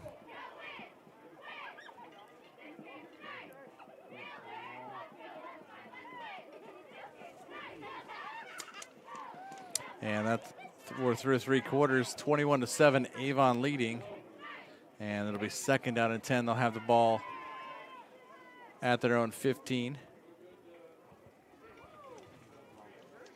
Well, one more quarter left here, Craig. Trying to look and see if we got any scores updated here. Yeah, it seems like Avon is kind of they were in cruise control once they got those two touchdowns in the early to mid part of the third quarter, and they may try to get something going here to fend off any Noblesville comeback as they're up 2 scores. As we turn things to quarter number 4. Glad you joined us tonight.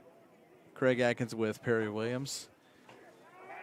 And screen pass out here to the near side, and off to the races. Looks like that is Mitchell.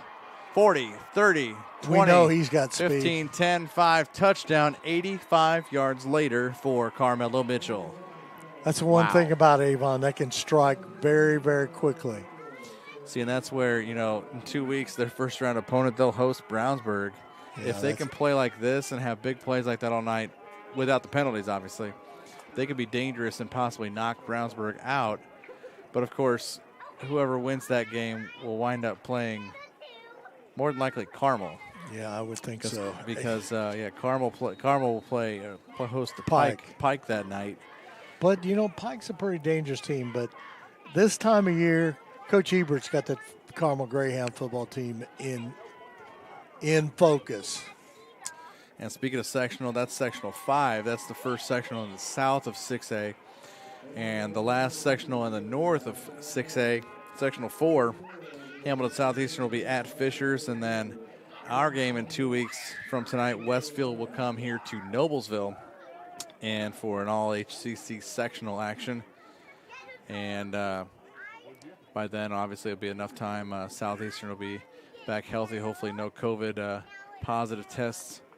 And they can go to Fishers in 2 weeks for that sectional game for the Mudsock 2. Absolutely. And the one thing about it is, Craig, we'll be at Hamilton Heights next week to see a real good football team as the Hamilton Heights Huskies take on Bishop Chittard. And that's a good football team. Yeah, Chittard, their only loss was to Cathedral, and it was and that's not shameful. No, and I mean, Coach Rob Doyle, he won a couple state championships as a player under Coach Vince Lorenzano. He knows what it takes, and he's continually has Chittard as the 3A number 1. They were up at Class 4A for 1 year, but then when they lost deep in the state tournament, I believe it was regional or semi-state, that knocked them back down to, because of the success factor or non-success factor, if you will, back down to 3A, where they excel as they are looking for, I believe, their 15th championship. And I think that Chittard's a great football team. I think you can ask Maryville, 6A ranked number 2, come to Chittard and went home licking their wounds. And there was a lot of chatter from the region saying that they were glad to come down, glad to have the opportunity to come down to play Chittard, and they kind of they got an awakening because they're not your typical 3A team. No. And Hamilton Heights has had their their doses of West Lafayette in the past, handful of years and taken it on the chin pretty hard. And haven't seen a scoring update from Arcadia lately, but they're playing they won the East Division by tiebreaker, and West Lafayette won the West Division of the Hoosier Conference. So Miller's with the ball at their own 27. 11:35 on the clock here in the fourth quarter. Trey Speak.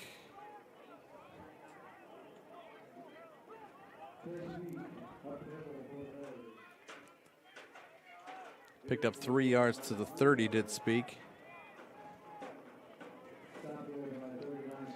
That's a good sign. I saw on the sideline 20 Owen Jones up. He's now with a trainer over here. He was, before he came over there to Cade, he was throwing with one of the backup quarterbacks. Now Minerding finds room, 35, up to about the dives, up to the 38. Picked up 8, and that's enough for the first down. So Minerding, aside from that 10-yard sack back in the first quarter, having a pretty decent game on the ground. Absolutely.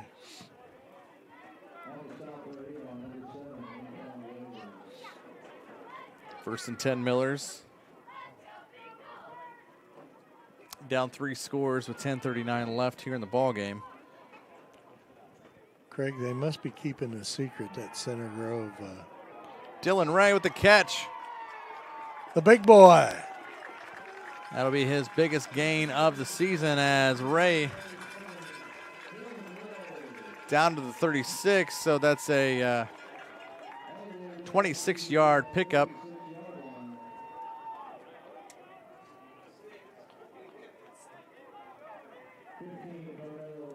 Oh, Cathedral's ahead 13-10. Ooh. That would be one to just go home and watch that on a replay. Yeah. They in Center Grove just duking it out down there in Greenwood. Dylan Ray had a pretty good week this week, though. Yeah. Good for him, the senior tight end. Kind of have a couple offers, one from Valparaiso and one from Butler, to offers to play football next fall. To team up with Cody Lynch down at Butler, right? Oh, yeah.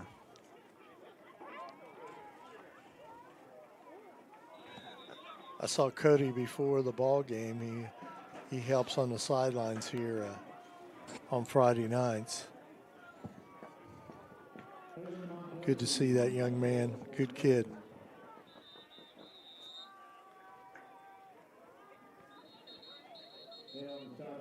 Montarzi with about a 3-yard carry. Looks like 20 Owen Jones back out there in the huddle during this timeout with an Avon player down. Well, while we have an Avon player down, let's thank Mark Harebrant. As Hamilton County Commissioners, Mark Harebrant is always focused on listening to the community and continuing to lead Hamilton County into even more success. Mark Harebrant is passionate about schools and education, public safety, finding cost-saving solutions for that complex challenges, and truly having an open dialogue with residents. Remember, Mark will be on the November 3rd ballot running for re-election to Hamilton County Commissioners, so please vote for Mark Harebrant. It's always good, Craig, when players, no matter what side of the field they're on, walks off under their own power. Yep, indeed. You hate to see when a player gets either carted off the field or has to, both feet or legs dangling because they're getting helped up that way. If they can walk off under their own power, that's a positive. Huge positive. Inside handoff, and this is going to be Zach Blevins. Gets down to about the 26. And still moving. That pile's going inside the 25, actually inside the 20.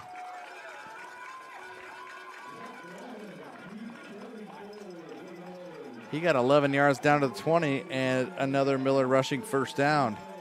So Blevins' best carry of the night is 11 yards. He's got 4 carries for 24. First and 10, Noblesville at the Avon 20. And that was a tough 11 yards right there.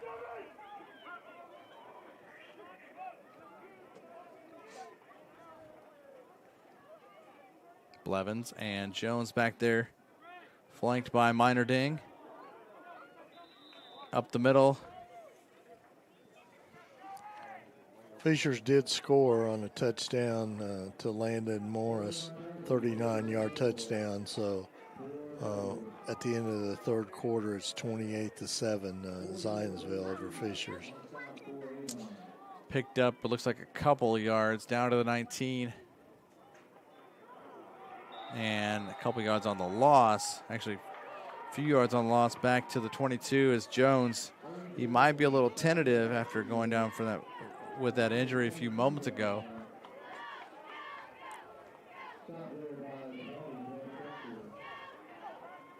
So brings up 3rd down and 9 at the 22 of Avon. 8 minutes left. Fourth quarter play. 28-7 Avon is the count. And it looks like Jones will be flanked out solo to the left.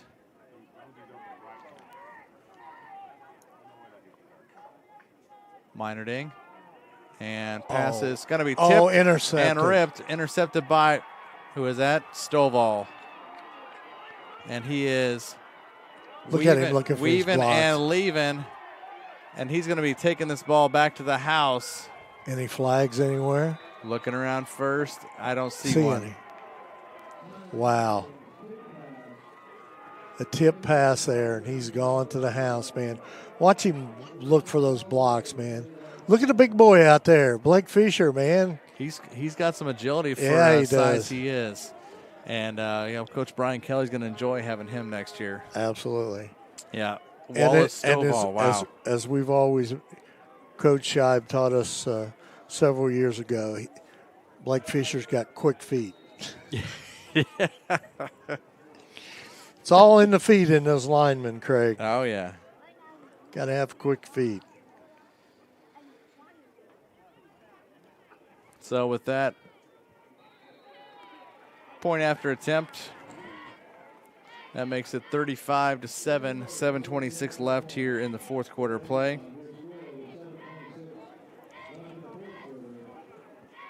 How about Van Alsdale and Farrar is a proud sponsor of Hamilton County TV.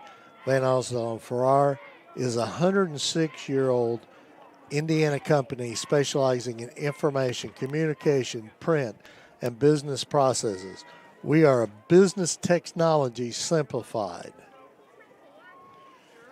Craig, I know we say this quite often, but it is so true. We are so blessed to have the great sponsors we have, to be able to broadcast these games free to our fans, because that's very, very important to Hamilton County TV and Jim Wofford to be able to do that. And, especially this year with the COVID and everything, and many of the places behind the paywall, like, tonight, that Center Grove Cathedral game we can't watch because it's behind the paywall. Well, we could if we wanted to pay. Yeah, that's a lot of the and a lot of the high schools. And when the schools do it, we kind of understand that. I mean, they've taken a big hit this year with limited number of people in the stands. Yeah, they're trying to make that gate back, and it's not obviously numbers can't be what they were. And before the governor kind of dialed back, even though dialed things back from the stage 5 that we have been in, and kept made restrictions what they are still with the mask mandate and whatnot. They were going to have a 75% capacity down at Center Grove tonight, but they've obviously made that less than that because of the mandates that are in place, and just makes and it also, making the games pay-per-view just makes it that much harder for people to watch, because at most cases $9.99 for high school football, you may or may not get people to watch consistently every week. So if you watch, you're spending pretty much $100, close to it, to watch a schedule of high school football for 9 weeks. Yeah, and that's one of the things that we were doing our fifth quarter, our game day, but with everything, the big games behind paywalls, it's very, very difficult and very costly that has to be absorbed by Jim at Hamilton County TV. So, it's just not one of those things that, you'd love to do it, but. Yeah, that's one thing that Jim and I were talking about first part, when the season first started, that, talking to, Leah Woldridge here at Noblesville and Andy Tebby at Westfield. Montarzi up the middle and big hit. Takes him down at the 39 for a 6-yard pickup, so makes it 3rd and 3. But, Westfield's Andy Tebby and Leah Woldridge here at Noblesville, the athletic directors, it was presented to them, since those are the games that we've broadcast their home games, and they both said, absolutely, we do not want these to be pay-per-view with a limitation of tickets to each ball game. It makes it that much easier if it's available for free to watch online. Montarzi springs forward up to the 43 for a first down. So, I mean, it's, kudos to the local ADs here at Westfield and Noblesville for, not really, I guess, caving is the word, but basically standing the ground and not wanting to make the, at a pay-per-view game. And, the one thing about it, the situation a lot is. Yep. There's a face mask. Face mask. Yep, definitely. That's a blatant face mask there on number 7, I believe, Antoine Wade of Avon. And you and I talk about this all the time is we know, because we've been doing this for a long time, we have a lot of grandparents and uncles and aunts. And, when you're on a fixed income and like that, like you said, paying $9.99 every week to see your grandson play, is a little bit salty. It might be a little different if it's, if it's not, you're going to get the attendance online with those, people viewing the game. If you say you make it a 99-cent, but, don't make it a $9.99 to where people are just going to, automatically not want to tune in because it's $10 weekly to watch a high school football game. That's more than it costs to come to the game in person. Yeah. Screen pass, Owen Jones, open, 20, actually 35, out of bounds at about the 20, so it gets out 25-yard pickup. Good job by Jones there. Yeah, Jonesy back in there. Good to see him back in there. And you're right. And the one good thing of the football games we've done this year, and I guess it's been about 12 football games, we're averaging over 2,500 per game. So that's a big deal. Ball carried by Jones inside the 15 down to about the 14, so an 8-yard pickup by Jones. Yeah, and you don't want something like that to necessarily drive people away from wanting to watch or wanting to be that kind of, be a good spectator, but it kind of, it puts a little salt in the wound of not being able to have full attendance here if you're going to charge $9.99 for that. So it's, 6 in one hand, half a dozen in the other, that you understand where a lot of people are coming from, but they also have to understand from the athletic director's point of view, they want people to see it regardless if they can't be here. So they'd like the ADs that we've, we deal with, the Leah Woldridge and Andy Tebby. Montarzi up the middle, inside the 5, close to the goal line. Picks up 10. It's going to be a 1st and goal at the 1.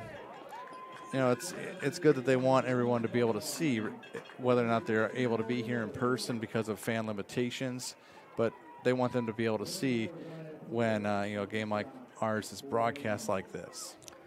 Craig, one thing I want to remind everybody, 10 a.m. tomorrow morning in Logansport, the Noblesville Miller soccer team,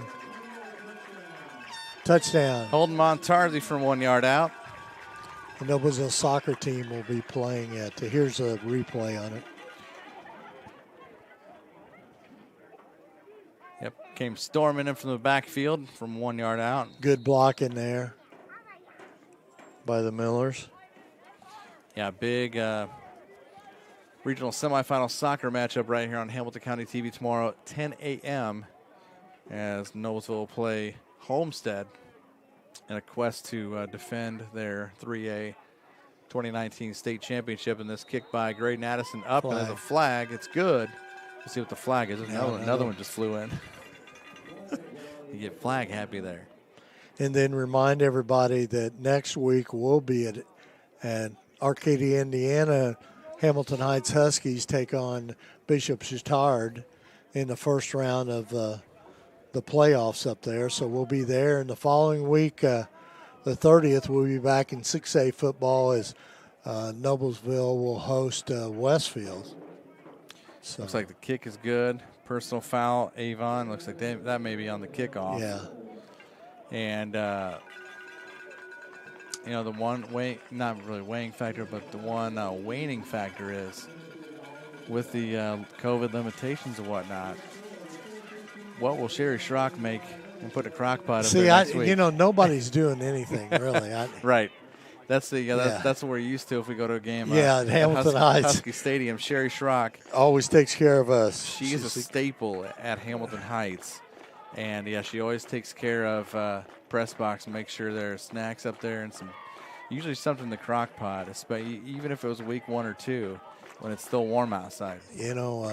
Things have changed a lot in COVID right now. So. Oh yeah, I'm sure she's adapted and she's adjusted for what she can do and how she can do it. And she, at her age, she's got to be, not that I say she's old, but she has to take care of herself, too. Oh, yeah.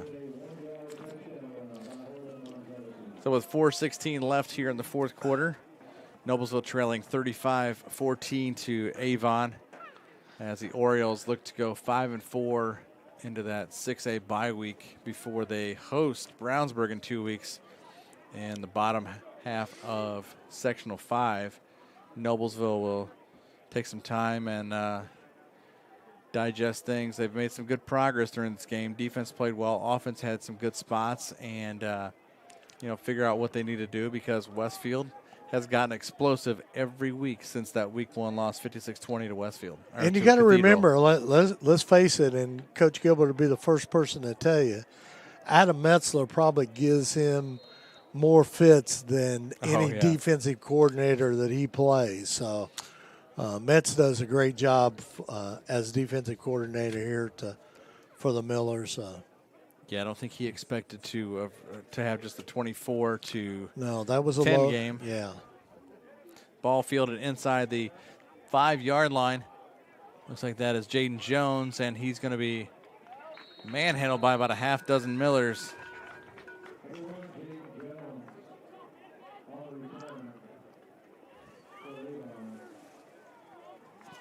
So Avon will have the ball. Looks like at about the 13-yard line. 4:09 left, fourth quarter.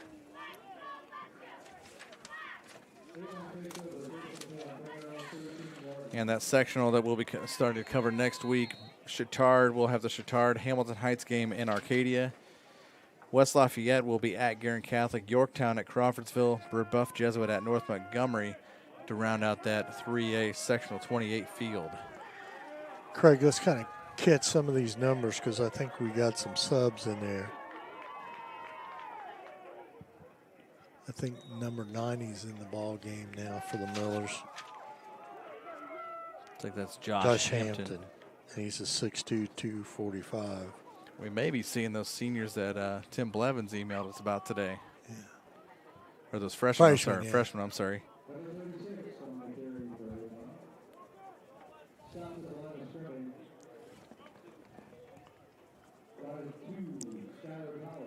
Reese Bowen, number 15's in the ball game for the Millers. That fly had no energy.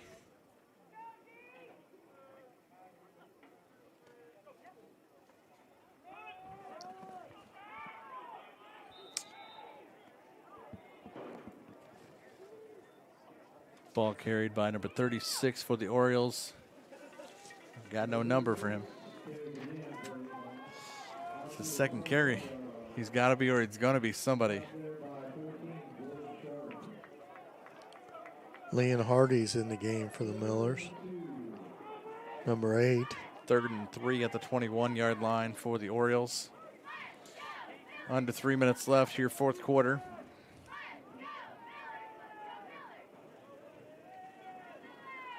Three wide here to the near side. Single receiver to the far. And this is going to be close to a first down.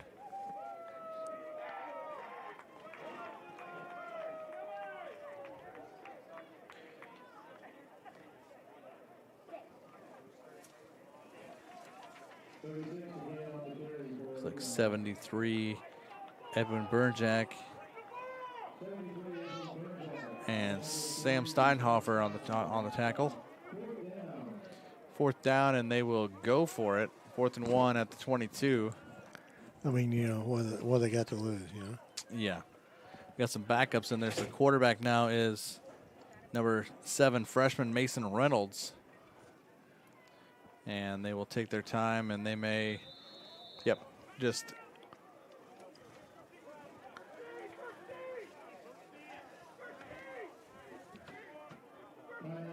timeout called by the Orioles. Yeah, and then sectional 46 down in Class 1A, Perry, is where Sheridan will start their sectional play next week. And kind of quietly, Covenant Christian from over there in Zionsville, 8-0 before they play tonight. They'll be at Edinburgh. Indianapolis-Tinley will come up here to Sheridan. Park Tudor then faces that's only a sectional of 6 teams. Park Tudor will face the winner of Covenant Christian at Edinburgh, and Indianapolis Lutheran, who's a perennial 1A powerhouse, they will play the winner of game 2, which odds on will possibly be Sheridan will host game or a sectional semifinal against Lutheran in 2 weeks.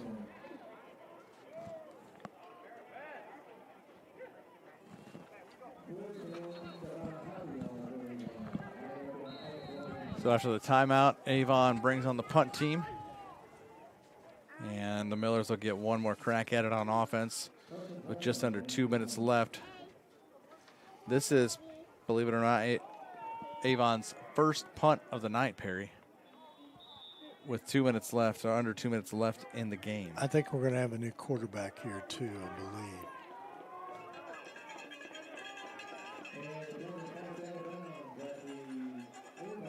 Yep, I don't see Minerding out there. It's going to be number 6, it looks like. That is Travis Moore, 5'10", 165-pound freshman. Oh, wow. Minerding is out there. Might be a little trickery. A little trick play here. Or maybe they're out there to guide Mr. Moore in his first action as a varsity player. Number 55, Evan Castor's in there for the Millers. See if we can catch some of these other numbers here.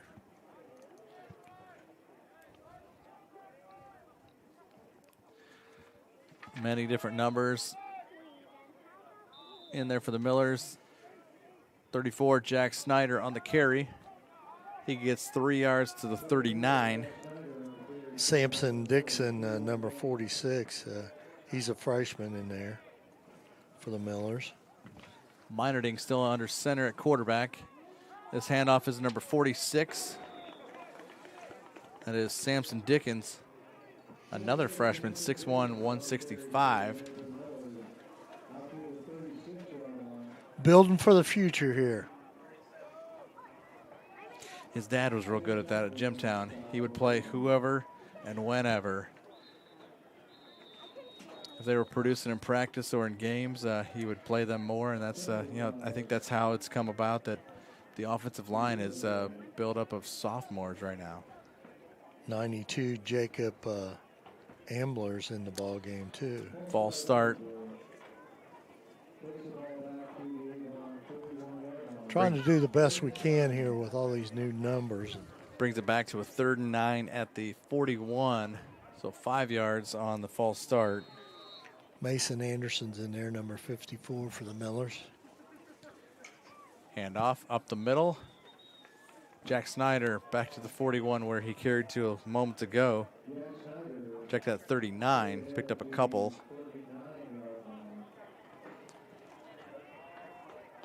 42 seconds left and the clock rolling. 4th and 7 at the Avon 39.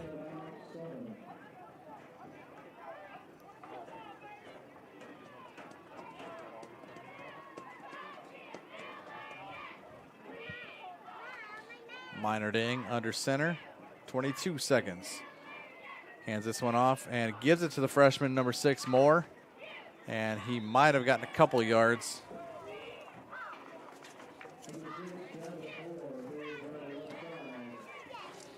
And turnover on downs. Avon will probably take a knee here with 14.2 seconds left.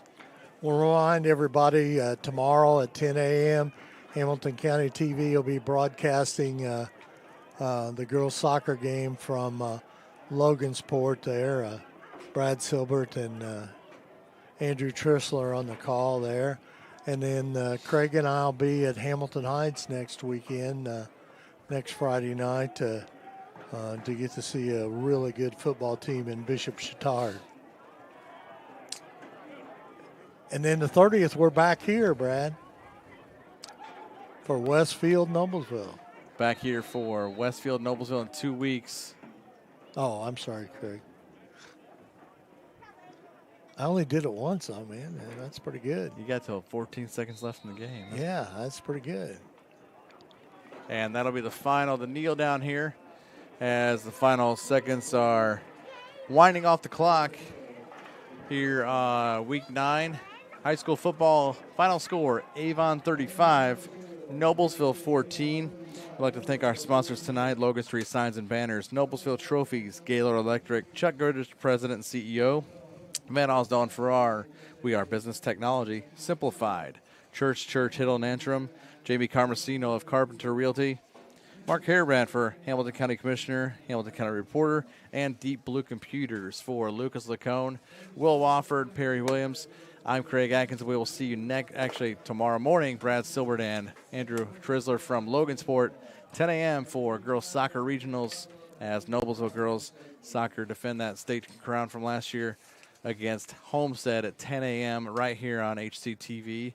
And then we will see you next week in Arcadia as Hamilton Heights will host Bishop Chatard. Once again, the final score, Avon 35, Noblesville 14, and we'll see you tomorrow morning at Logansport. So long, everybody.